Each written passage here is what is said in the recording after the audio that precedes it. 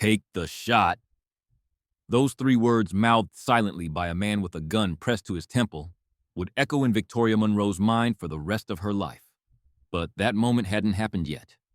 That moment was still 3 hours away, waiting in the frozen darkness like a predator. Let me tell you about the seventh bullet first. It left Victoria's rifle at exactly 6:47 in the morning, traveling through air so cold it could crack steel. The bullet crossed 847 meters of frozen valley in just under a second, spinning at 3,200 rotations per minute, dropping exactly 4.7 inches due to gravity, drifting 2.3 inches left due to wind. It found its target with the precision of a surgeon's scalpel, and a man who had been running toward a medical tent full of wounded soldiers simply stopped existing. Nobody on that base understood what was happening yet. They were dying, and they didn't know why. They were being saved, and they didn't know by whom. All they knew was that the enemy was falling one by one, picked off by something they couldn't see, couldn't hear, couldn't comprehend. But we're getting ahead of ourselves. Let me take you back 3 hours to when Victoria Monroe was still just a wife, visiting her husband, wearing a red dress that would soon be soaked in blood. The transport dropped her at Gate 3 just after 4 in the morning, her breath clouded white in the frozen air, and each exhale a small ghost that vanished into the darkness. She wore civilian clothes that had no business being in a military zone. A form-fitting red dress that hugged her curves like it was painted on visible beneath her open black wool coat. Black-heeled boots that were already sinking into the snow. A delicate gold necklace her mother had given her on her wedding day, catching the dim light from the guard station. She looked like she was going to a cocktail party, not a combat zone. Victoria Monroe was 34 years old, with shoulder-length blonde hair styled in soft waves that the mountain wind was already destroying. Her face was the kind of beautiful that made men forget what they were saying mid-sentence. But her eyes, if you looked closely, told a different story. They were constantly moving, scanning, calculating. Eyes that had seen things no photograph teacher should ever see. Because that's what she was now officially. A photography teacher at a community college in Virginia. A woman who spent her days explaining f-stops and shutter speeds to 18-year-olds who mostly just wanted to take better selfies. They thought she was just a wife. They thought she was harmless. They were catastrophically wrong. Victoria signed the visitor log with fingers that were already going numb from the cold. The pen was cheap, the kind that skipped if you pressed too hard, and the paper was damp from the moisture in the air. She wrote her name carefully. Victoria Monroe, civilian, visiting Captain Daniel Monroe. The guard at the gate was a kid named Jake Mitchell, according to his nameplate. He barely looked at her paperwork, just glanced at her ID photo, and then at her face, and waved her through with the tired indifference of someone who had been staring at nothing for 8 hours straight. His eyes were red-rimmed from the overnight watch, and there was a coffee stain on his uniform that he probably didn't even know about.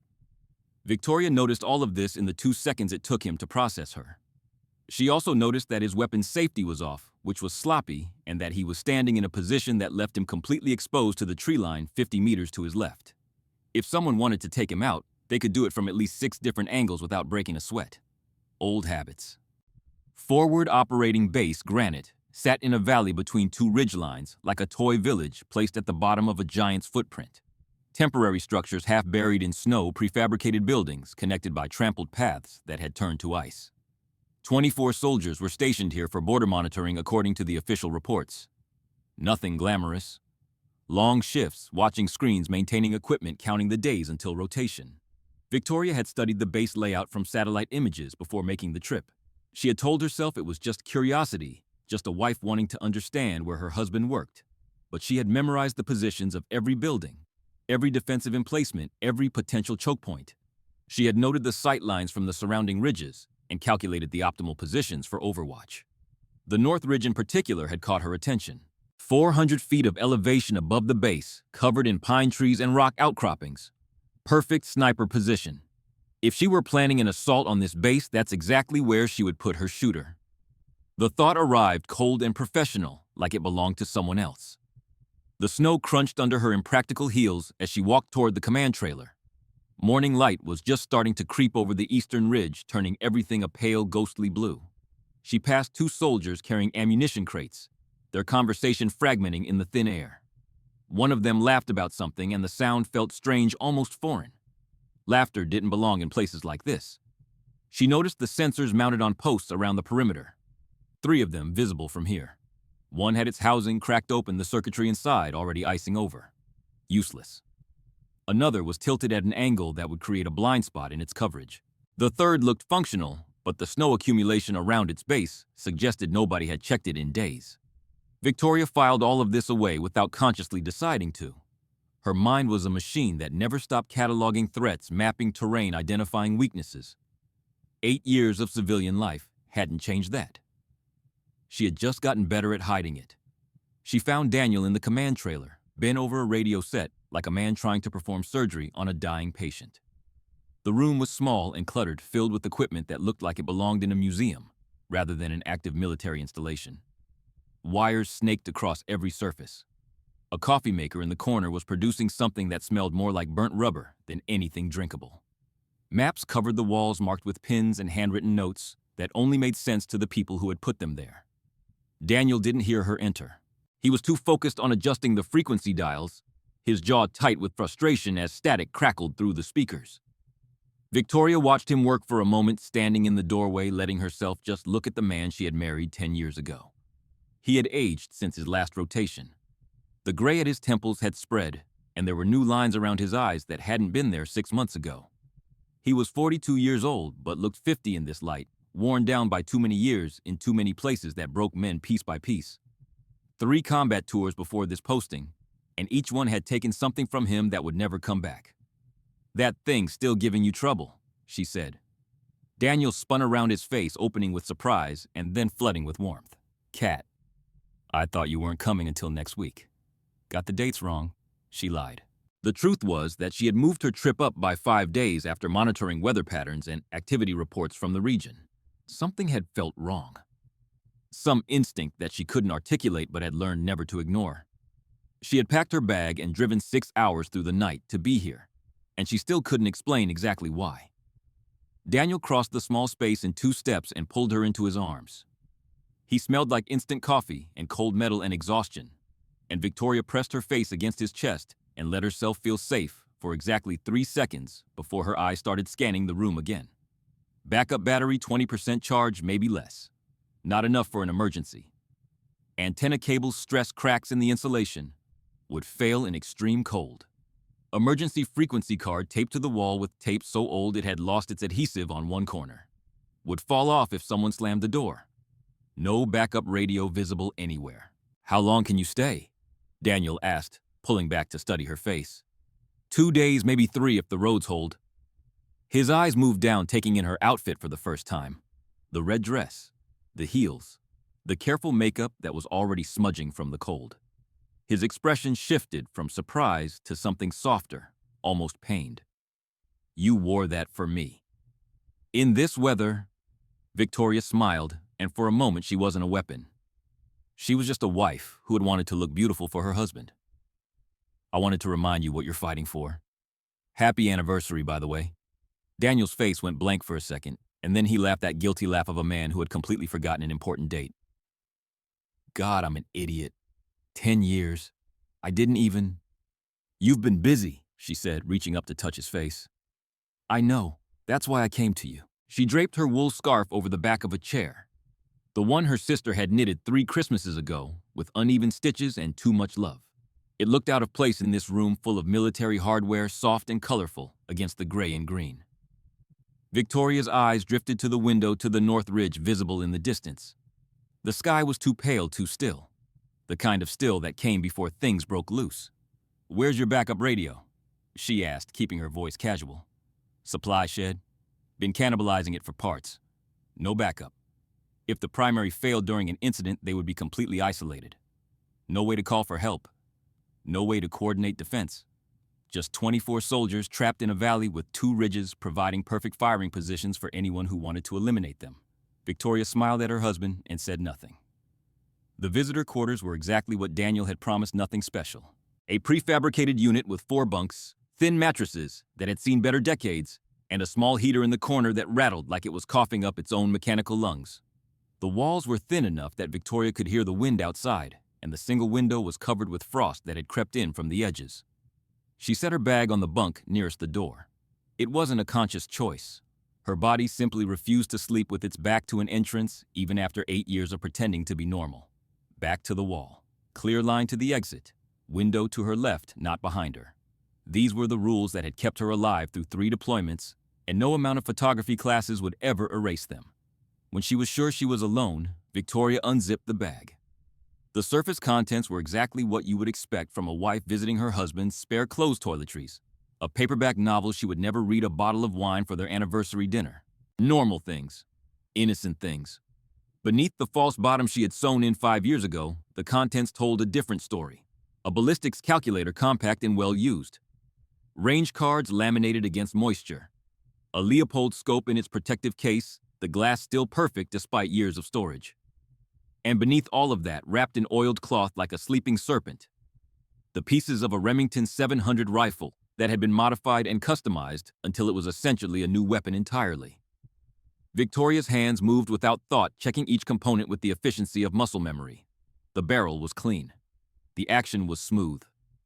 The stock, which she had carved herself during a winter in Montana, still fit her shoulder like it had been made for her body.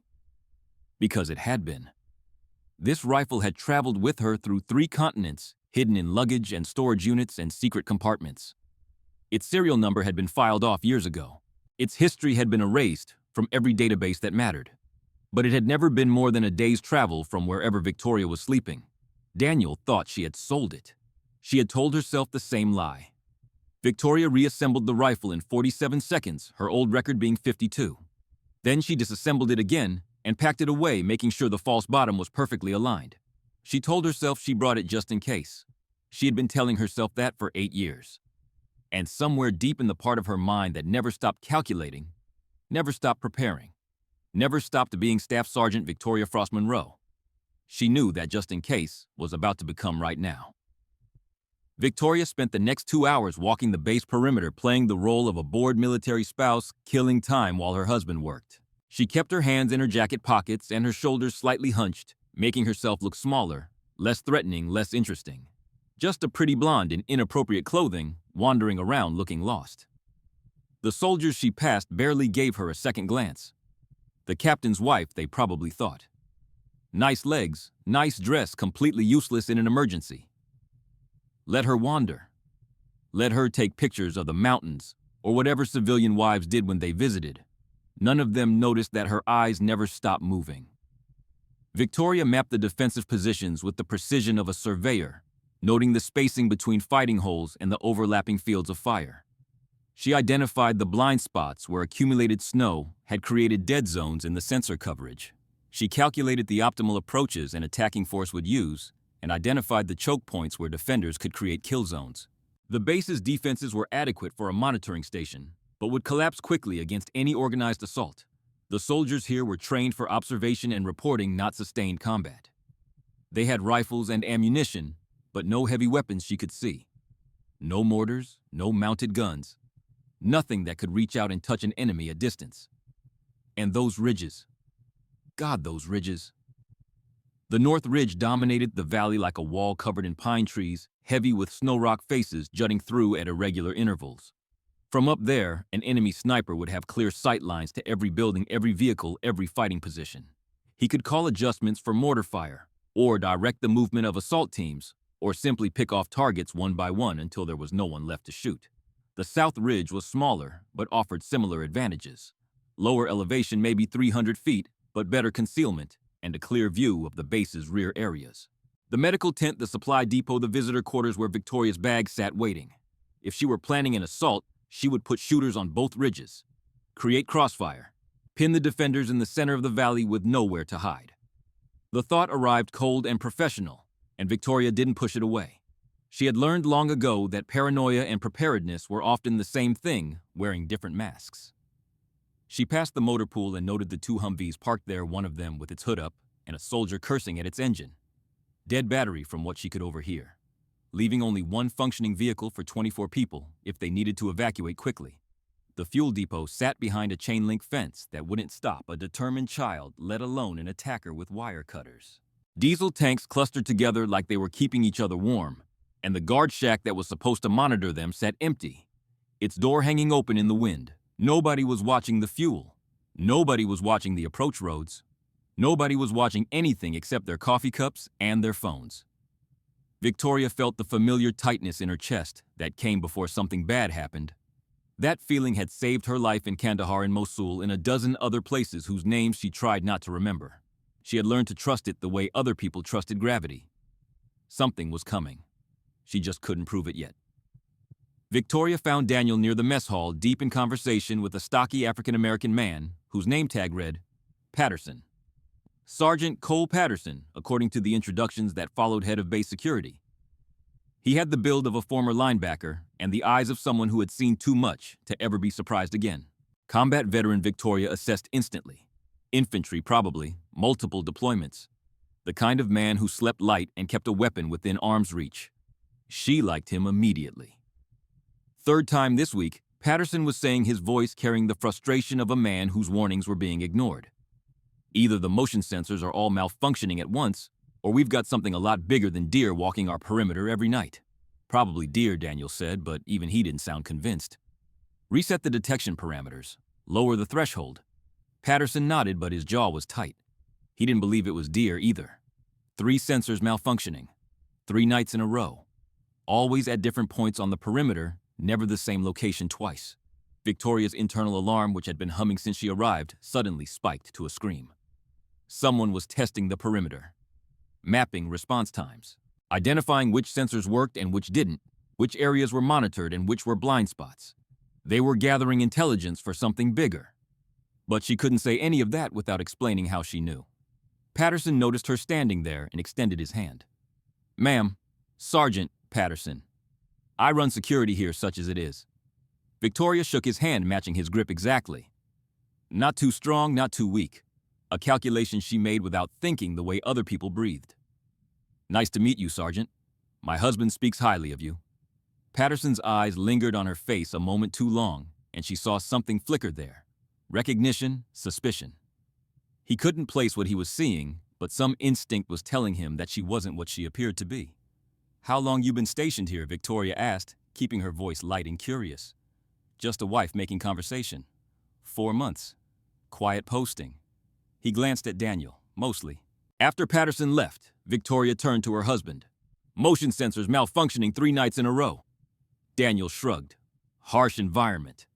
Snow gets into the housings, branches fall, wildlife triggers, false alarms. Happens all the time. All 3 sensors at once." "It's a harsh environment," Daniel repeated, but she could see the doubt in his eyes. He wasn't stupid. He knew something was wrong. He just didn't want to believe it. Victoria looked toward the North Ridge again. The wind was picking up now, blowing snow in horizontal sheets across the open ground. The temperature had dropped at least 5 degrees since she arrived. Weather coming in despite the forecast. A storm building. Perfect cover for an approach. Near the command trailer, a soldier was struggling with the satellite dish, trying to realign it as the wind fought against him. The dish swiveled and searched and found nothing, its motor whining with the effort. "When did that start?" Victoria asked. Daniel followed her gaze. "Yesterday. Solar interference, we think. Or the receiver's failing. We've got a replacement on order, but it won't be here until next week. Communications compromised. Sensors malfunctioning. Weather closing in. Only 1 functional vehicle." Victoria didn't believe in coincidences. She hadn't survived this long by believing in coincidences. "Daniel," she said quietly, "I think we should talk about contingency plans." He looked at her with surprise and something else. Something careful. "What kind of contingency plans?" "The kind where everything goes wrong at once." That evening, they shared dinner in the command trailer. MREs heated in the microwave, which was romantic only in the sense that everything is romantic when you're with the person you love. Victoria had brought a bottle of wine in her bag. A good red that she'd been saving for their anniversary, and they drank it from paper cups because there was nothing else. 10 years, Daniel said, raising his cup. 10 years of you putting up with me. 10 years of wondering what I did to deserve you. Victoria replied and meant it. They talked about the future. His next rotation, which would hopefully be somewhere with actual plumbing. Her students who were driving her crazy with their obsession with filters and hashtags. The possibility of finally starting a family, a conversation they'd been having for years without ever reaching a conclusion. Plans that assumed tomorrow existed. Victoria almost told him the truth then. The wine had loosened something inside her and the words were right there pressing against her teeth. I was a sniper, Daniel, not a translator, not support staff. I killed people for a living and I was very, very good at it. The agency recruited me out of basic training because I could shoot the wings off a fly at 800 meters, and I spent 6 years doing things that would give you nightmares. But the words didn't come. They never did. Instead, she asked, if you knew something about me, something I'd hidden, would it change how you feel? Daniel considered the question seriously the way he considered everything. Depends. Did you kill someone? Victoria went very still. He laughed, not noticing her reaction. I'm kidding. Whatever it is, we'll work through it. That's what we do. She forced a smile and changed the subject. Later, lying in the narrow bunk in the visitor quarters, Victoria couldn't sleep. The wind had died down and the silence was wrong. Too still. Too quiet.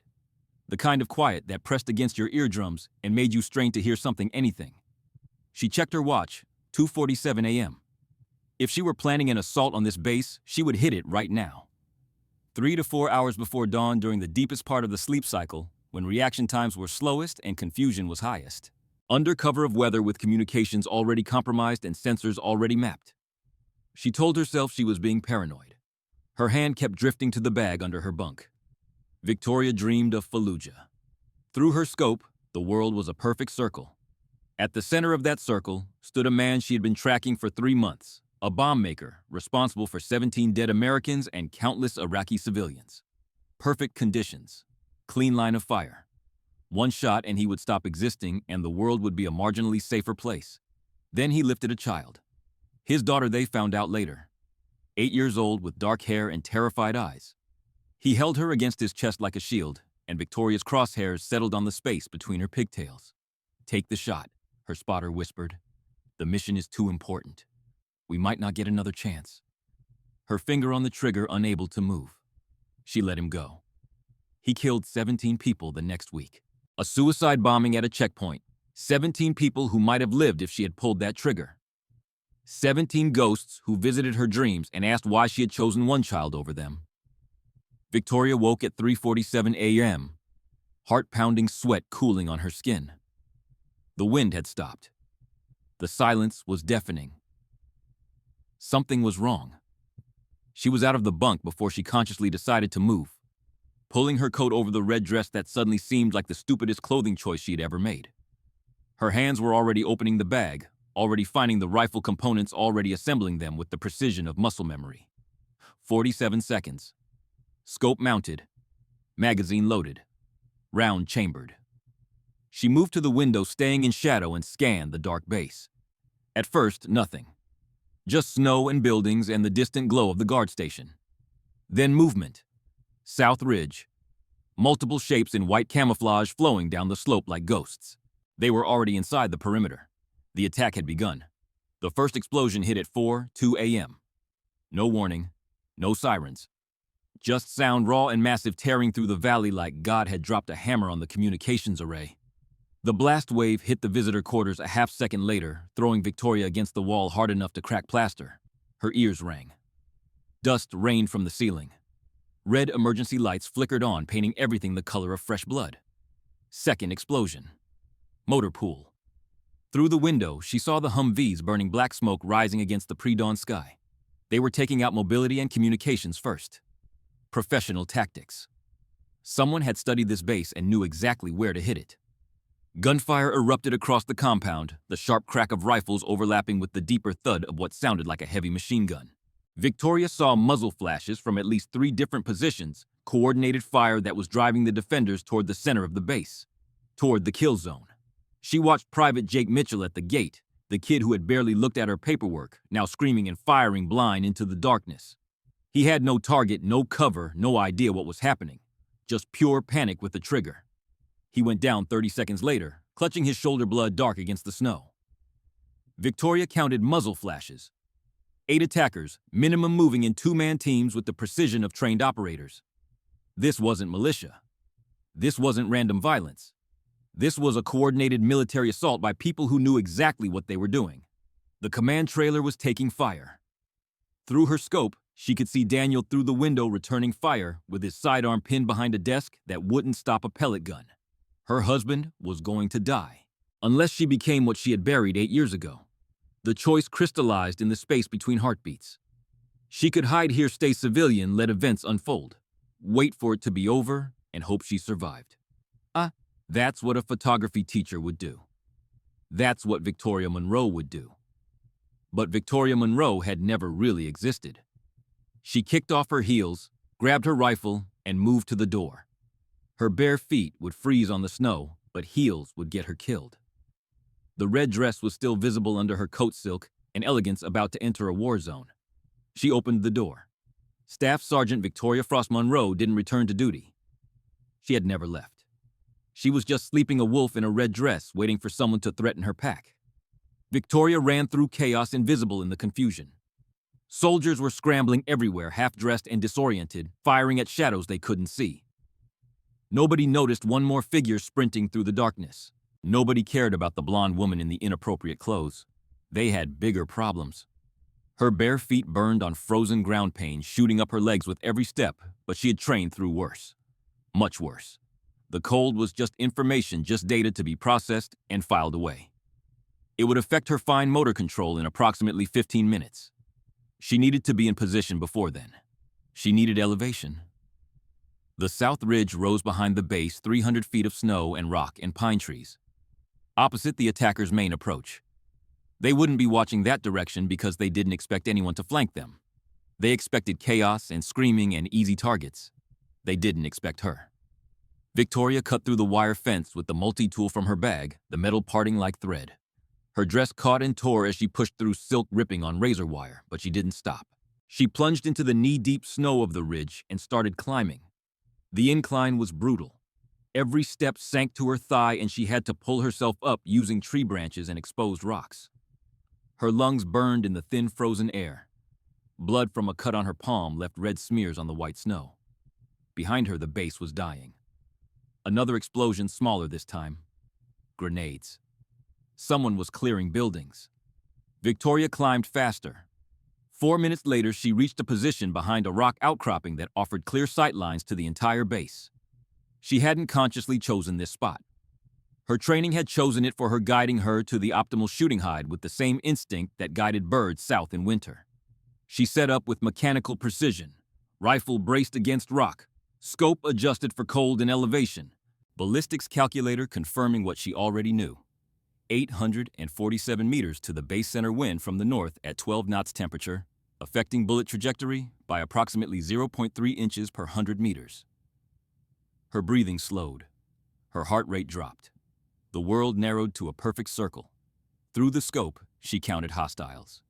8, confirmed, moving with the confidence of men who believed they had already won. One was approaching the command trailer, where Daniel was still pinned down.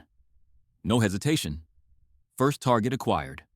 Her crosshairs settled on a man in white camouflage carrying an RPG toward the fuel depot. He was young, maybe 25, with the face she would remember for the rest of her life. Dark hair visible beneath his hood. Focused expression. Professional grip on the weapon. He probably had a mother somewhere who thought he was doing something noble. He probably had reasons for being here that made perfect sense to him. None of that mattered. If that RPG hit the fuel depot, half the base would burn. Diesel fires were almost impossible to extinguish, and the flames would spread to the ammunition storage, and then there would be nothing left but craters and corpses. Victoria's finger moved on the trigger. "I'm sorry," she whispered to no one. "But you chose wrong." The rifle kicked against her shoulder, the sound cracking across the valley like thunder. The man with the RPG folded in on himself and dropped into the snow, the weapon clattering from his hands unfired. She found her second target before the first body hit the ground. Another hostile, this one firing at the mess hall where wounded soldiers were sheltering. She could see muzzle flashes through her scope. See the bullets chewing through the thin walls of the prefab building. Squeeze, crack, drop. Third target moving fast toward the motor pool, probably planning to disable any remaining vehicles. She led the shot, compensating for his movement, predicting where he would be when the bullet arrived. Squeeze, crack, drop. 3 confirmed kills in 47 seconds. Her hands were steady. Her breathing was calm. Her heart rate was lower now than it had been while she was climbing the ridge. This was what she was built for. This was what she had tried to leave behind. This was what she had never really escaped. The base didn't understand yet what was happening. The defenders were still panicking, still firing at shadows, still dying in ones and twos. But the attackers were starting to notice that something was wrong. Their formation was disrupted. Men who should have been advancing were suddenly dropping. Someone was shooting back. Someone who didn't miss.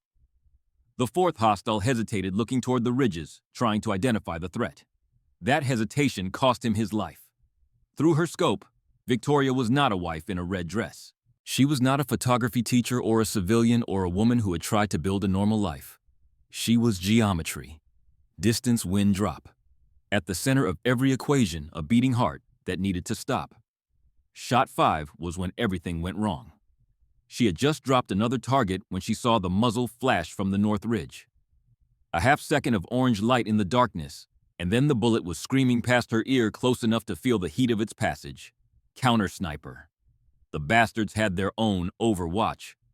Victoria rolled left, snow exploding where her head had been a moment ago. Professional shooter on the north ridge, probably 800 meters out, and he had read her firing pattern. He'd been waiting for her rhythm, counting her shots, predicting when she would be still. She had maybe 30 seconds before his next round found her skull. Her mind raced through options. She couldn't stay in this position. He had her zeroed. But moving meant losing her angle on the base, and there were still 4 hostiles down there still killing her husband's soldiers. Couldn't help anyone if she was dead. Victoria belly crawled through the snow 10 meters to her right, finding a new position behind a fallen pine. Fresh angle on the north ridge. She scanned through her scope looking for him, but he was good. White camouflage against white snow, probably prone behind cover, waiting for her to reveal herself. She knew this game. She had played it before. Fire a shot deliberately wide. Give him a muzzle flash to target. Roll immediately. Her rifle barked the round, going nowhere near him, just a bright orange announcement of her position. She was already moving when his return shot cracked through the space she had just occupied. But now she had him. His muzzle flash had betrayed his position. 743 meters behind a rock formation near the tree line. She could see the slight disturbance in the snow where his body was pressed against the ground. No hesitation. Squeeze. Crack. The counter-sniper slumped forward, and Victoria felt a moment of professional respect. He had been good, just not good enough. But his last shot hadn't missed entirely. Fire bloomed across her temple, a bullet that had carved a furrow across her skull instead of punching through it. An inch to the right and she would be dead. An inch to the left and it would have missed entirely.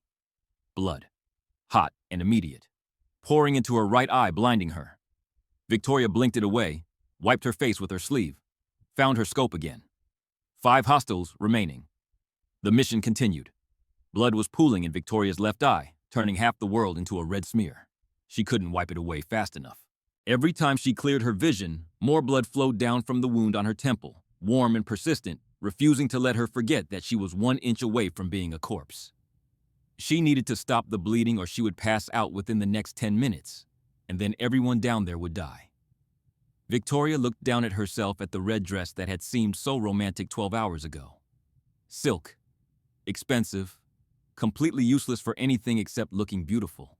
She grabbed the hem and tore the fabric, ripping easily in her hands, and pressed the makeshift bandage against her temple. The silk immediately darkened with blood, but the pressure helped. She tied it around her head, knotting it tight enough to hurt. The red dress was ruined now. Torn, bloody, covered in snow and dirt. She looked like something out of a nightmare. A war goddess who had crawled out of hell, wearing designer clothes. Good. Let them see what was coming for them. 5 targets remaining. But they had gone to ground. Her shooting had spooked them, scattered their formation, turned their coordinated assault into chaos. They knew someone was up here now, someone with a rifle and the skill to use it. They just didn't know it was one person. Let them think there was a team. Let them think the entire ridge was crawling with shooters. Fear was a weapon too. Victoria scanned the base through her scope, searching for movement. The defenders had started to organize, she noticed. Sergeant Patterson had rallied maybe 12 soldiers behind the mess hall, creating a defensive position with overlapping fields of fire. Good man. Combat instincts taking over. But the attackers were adapting too. Two of them had broken off from the main group and were circling wide, using the burning vehicles as cover, moving toward the eastern side of the base. Victoria tracked their movement, trying to predict their target, the medical tent. They were heading for the medical tent where Lieutenant Chen was treating the wounded, where Private Mitchell was bleeding from his shoulder wound, where at least 6 other soldiers lay helpless, unable to fight back. Victoria shifted her rifle, trying to find an angle, but the buildings blocked her shot. She could see the hostiles moving between structures, catching glimpses of white camouflage, but never enough for a clean shot. They were smart staying in cover, never exposing themselves for more than a second. She had to move. Her head was pounding now, the wound throbbing with every heartbeat, but she pushed herself up and started repositioning. Every step sent pain shooting through her frozen feet, and the blood-soaked bandage was already loosening.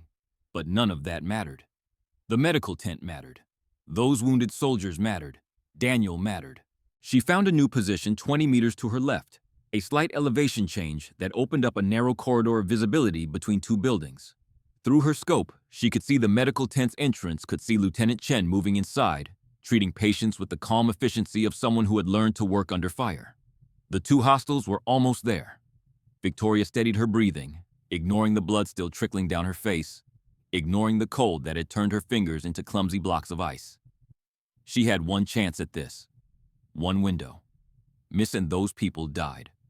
The first hostile reached the tent's entrance. The hostile kicked in the door of the medical tent, and Victoria heard screaming even from 800 meters away. Through her scope, she could see chaos inside. Lieutenant Chen diving behind a supply cabinet. Wounded soldiers trying to crawl away. The hostile raising his weapon, selecting his first target. But she couldn't shoot. Too many bodies, too much movement. The hostile was inside now, surrounded by the people she was trying to save. One wrong calculation, one tiny error in windage or elevation, and she would kill the people she was supposed to protect. Then she saw it. The tent had a single window on the north side, a small square of plastic, maybe 18 inches across. From her angle, she could see exactly that much of the interior, a narrow slice of the chaos inside. The hostile would pass through that window's field of view for maybe half a second as he moved through the tent. Half a second. At 800 meters with a bullet travel time of over 1 second, she would have to fire before he even entered the frame. She would have to predict his movement, calculate his speed, and place the shot in empty air, trusting that he would walk into it. Missed by a fraction, she killed a civilian. Missed by a little more, she killed nothing, and everyone in that tent died. Her hands were shaking now. Cold, blood loss, exhaustion, all of it, combining to turn her precision into uncertainty. She forced them still through sheer willpower, gripping the rifle until her knuckles turned white. She counted his footsteps in her mind. 3 seconds since he entered. Moving left to right based on the screaming. Speed approximately walking pace, maybe slightly faster. He would reach the window in 2 seconds. The bullet would take 1.1 seconds to arrive. She needed to fire in 0.9 seconds. Now. The rifle kicked against her shoulder. The sound cracked across the valley. The bullet crossed 800 meters of frozen air, spinning through the space where the hostile would be, not where he was. Through her scope, Victoria saw him enter the window frame. Saw the bullet arrive at the exact same moment. Saw him drop weapon unfired inches from Lieutenant Chen's hiding spot. She exhaled, and her breath came out as a sob. Shot 6. The second hostile burst from the tent running. He had seen his partner die, and decided that discretion was the better part of valor. He was sprinting toward the perimeter fence, abandoning the mission, trying to escape. Running made him easier to track. Shot 7. He fell face down in the snow, sliding to a stop 3 feet from the fence line. The medical tent was safe. Lieutenant Chen was already moving, checking on her patients, doing her job, as if people hadn't just tried to murder everyone in her care. Victoria allowed herself one moment of relief. Then she found her scope again. One hostile remaining, and he had her husband. Through the scope, Victoria saw the last attacker dragging Captain Daniel Monroe out of the command trailer. Her husband's arm was twisted behind his back at an angle that had to be agony. Blood was running down the side of his face from a cut on his forehead. The hostile had a pistol pressed against Daniel's temple, using him as a human shield, screaming something in a language Victoria didn't understand. Demanding a vehicle, demanding safe passage, the universal language of desperation. Victoria's crosshairs followed them as they moved, but she had no shot. Daniel's body blocked every angle. The hostile was smart, keeping his hostage between himself and the ridges, never exposing more than a sliver of himself. He had seen what she could do. He wasn't taking chances. They were moving toward the motor pool, toward the one Humvee that might still be functional. If he reached it, if he got Daniel inside, they would disappear into the mountains, and her husband would die in some frozen valley where no one would ever find his body. Victoria's hands were shaking again, and this time she couldn't make them stop. This was different. Every other shot had been calculation. Distance, wind, elevation target, mathematics and physics, and the cold geometry of killing. But this was Daniel. This was the man she had loved for 10 years. The man she had lied to for 10 years, the man who didn't know he had married a weapon. If she missed, Daniel died. If she didn't shoot, Daniel died anyway. She ran the numbers in her head and they came back wrong. 612 meters. Wind shifted to 8 knots. Angle 23 degrees downward. The hostile was taller than Daniel by maybe 4 inches, which meant his head was partially visible above Daniel's shoulder. A target maybe 2 inches wide, 3 inches tall. At her absolute best shooting in perfect conditions with no pressure and no wounds and no blood in her eyes, she would hit that target 3 times out of 10. 70% chance she killed her husband. Her finger hovered over the trigger, unable to move forward, unable to pull back. The same paralysis she had felt in Fallujah, the same impossible choice between one life and many. Then Daniel's eyes found the ridge where she was hiding. He couldn't see her. She knew that. She was 800 meters away, hidden behind rocks invisible against the snow. But somehow, impossibly, his eyes found the exact spot where she lay bleeding. And he mouthed 3 words. Take the shot. Victoria saw his lips move, saw the words form with perfect clarity through her scope. Her husband with the gun pressed to his head was telling her to pull the trigger. He knew. Somehow in the chaos of the last hour, Daniel had figured it out. The impossible shots from the ridge. The attackers falling one by one. His wife's bag with its false bottom. Maybe he had known for years, had seen the signs and chosen not to ask. Maybe he had always suspected that the woman he married was something more than she pretended to be. It didn't matter now. What mattered was that he trusted her. The hostile yanked Daniel backward, pistol digging harder into his temple. They were almost at the motor pool now, almost at the vehicle that would take them away.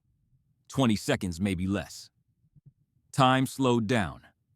Victoria saw everything with perfect clarity. The angle of the shot. The wind pushing snow across the open ground. The tremor in her hands that wouldn't stop no matter how hard she tried.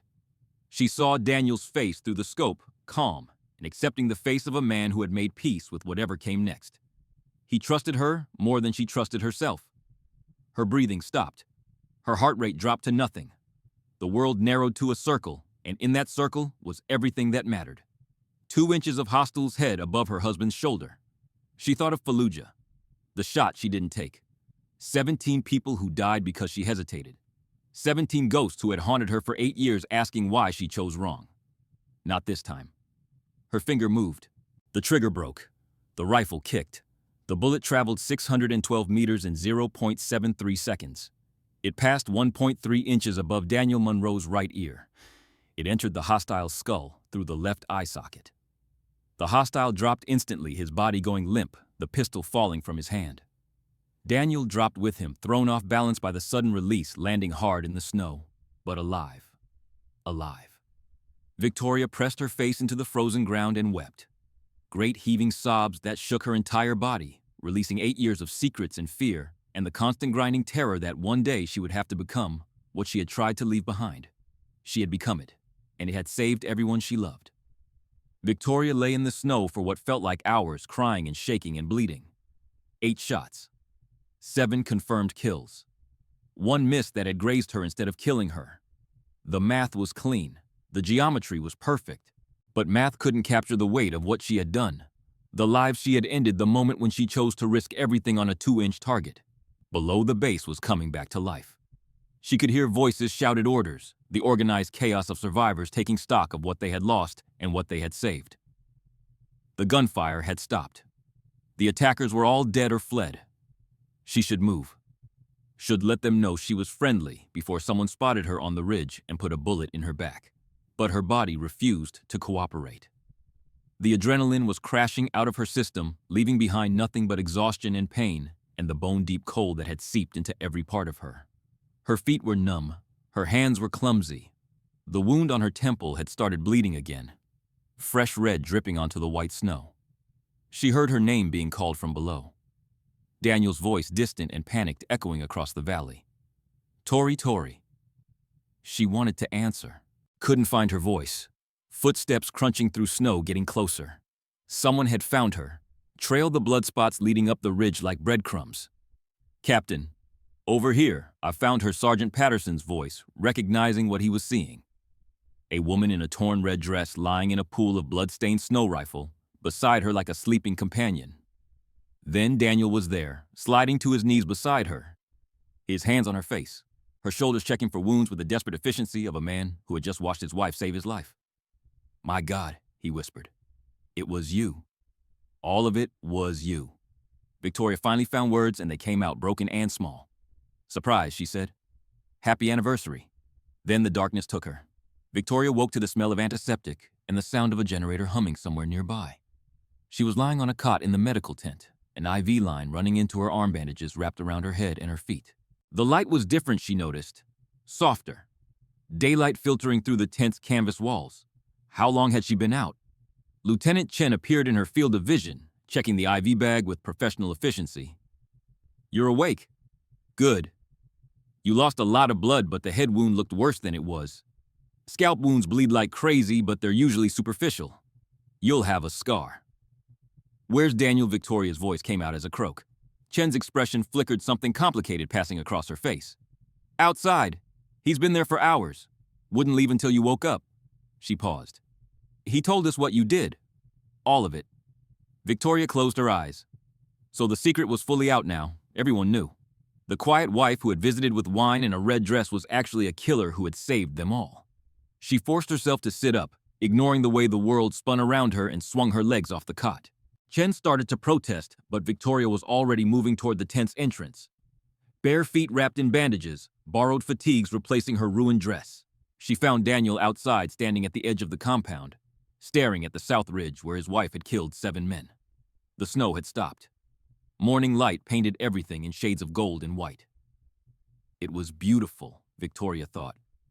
Hard to believe that this peaceful valley had been a war zone just hours ago. You should be resting, Daniel said without turning around. So should you. She walked to stand beside him, close enough to touch, but not touching. The distance between them felt enormous, filled with 10 years of lies and 1 morning of terrible truth.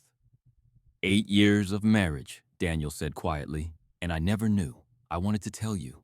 Every day, I wanted to tell you. You were a sniper, not a translator, not support staff. He finally turned to look at her, and she couldn't read his expression. A sniper. Yes, you killed 7 men this morning. I saved 24, including you. Silence stretched between them, heavy and uncertain. That last shot, Daniel said. The one that... How did you know you wouldn't hit me? Victoria considered lying, considered softening the truth, but they were past that now. Way past that. I didn't, she said. It was the best shot I could take, and I trusted my training. Trusted that what I was hadn't disappeared just because I tried to bury it. What you are, Daniel repeated. Present tense. Yes, what I am. What I'll always be. She met his eyes, forcing herself not to look away. Can you live with that, really knowing who I am? Daniel was quiet for a long moment. She could see him processing, weighing, deciding. Their entire future hung in the balance of whatever he said next. I don't know, he finally admitted. I need time. This is a lot. Victoria felt something crack inside her, but she nodded. She had expected this, had prepared for it. I understand. But I know one thing. He reached out and took her hand, his fingers intertwining with hers. If you hadn't been here, we'd all be dead. Whatever else you are, you're a hero today. And you're still my wife. The crack inside her shifted, became something else. Not breaking. Opening. She squeezed his hand and let herself lean against him, and for the first time in 8 years, she didn't feel like she was hiding. Later that afternoon, Victoria climbed back up to the south ridge. Her feet were still bandaged, still painful, but she needed to see it again. Needed to understand what she had done in the clear light of day without adrenaline and fear clouding everything. The position where she had made her stand looked different now. Smaller, Less dramatic. Just a pile of rocks with bloodstains on the snow shell casings glinting in the sunlight. She sat down where she had lain, looking out over the base below. From here, she could see everything. The burned vehicles being towed away, the soldiers repairing damaged buildings, the medical tent where wounded men were recovering because of her. 7 men dead, 24 alive. The math was simple. The weight was not. She heard footsteps behind her and didn't turn around. She knew who it was. Daniel sat down beside her close enough that their shoulders touched. He didn't say anything for a long time, just looked out at the valley with her. I used to wonder, Victoria finally said, why it didn't bother me more. Killing.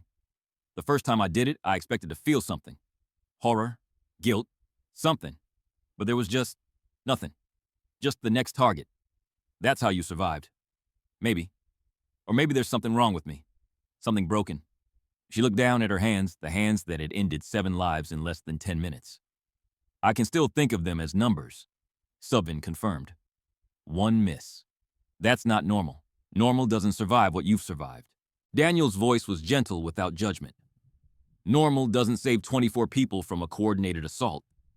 I wanted to leave this behind, build something different, become someone who didn't calculate angles and distances every time she walked into a room. And did you? Victoria considered the question honestly. No. I just got better at hiding it. The rifle in my bag. The way I memorized the base layout before I came. The way I knew something was wrong before the first shot was fired. She shook her head. Part of me was always waiting for this. Then maybe that's not a curse, Daniel said. Maybe that's a gift. Victoria looked at him surprised. You could have stayed hidden, he continued. Could have let us die and saved yourself. No one would have known. No one would have blamed you. But you didn't. You ran toward the danger, not away from it. You used everything you tried to bury to save people who had no idea they needed saving. He took her hand again. That's not a broken person. That's a protector. A protector who kills. Sometimes protecting means killing. That doesn't make you a monster. It makes you necessary. Victoria felt tears burning in her eyes, but she blinked them back. Warriors didn't cry. Except sometimes they did when the weight became too heavy to carry alone. I don't know how to be both, she admitted. The wife and the weapon, the photographer and the sniper. They feel like different people. Then stop trying to choose, Daniel said simply. Be both. Be all of it. That's who you are. Something shifted in Victoria's chest. Not acceptance, not completely, but the beginning of peace. 3 days later, Victoria stood at the gate of FOB Granite. Her bag packed her wounds, bandaged her heart full of things she couldn't name. The base was recovering. Reinforcements had arrived, engineers were rebuilding, and the official story was already being written. Coordinated defense by multiple shooters, the reports would say. Her name would appear in classified documents, but never in headlines. The military preferred it that way. So did she. Sergeant Patterson found her before she left. He stood at attention, something she had never seen him do for a civilian, and snapped off a salute. A real salute, crisp and respectful. What you did up there, he said. I've seen a lot of combat, never seen shooting like that. I got lucky, Victoria said.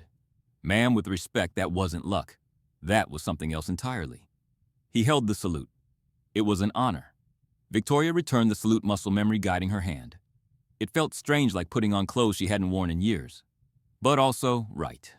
Private Mitchell approached next, his arm in a sling, his young face pale but alive. The shot through the medical tent window, he said. Lieutenant Chen told me about it. She said it was impossible. Not impossible, Victoria replied. Just very difficult. You saved my life. Then make it count for something. Daniel walked her to the transport vehicle, their fingers intertwined. The goodbye was quiet, intimate, full of things that didn't need to be said out loud.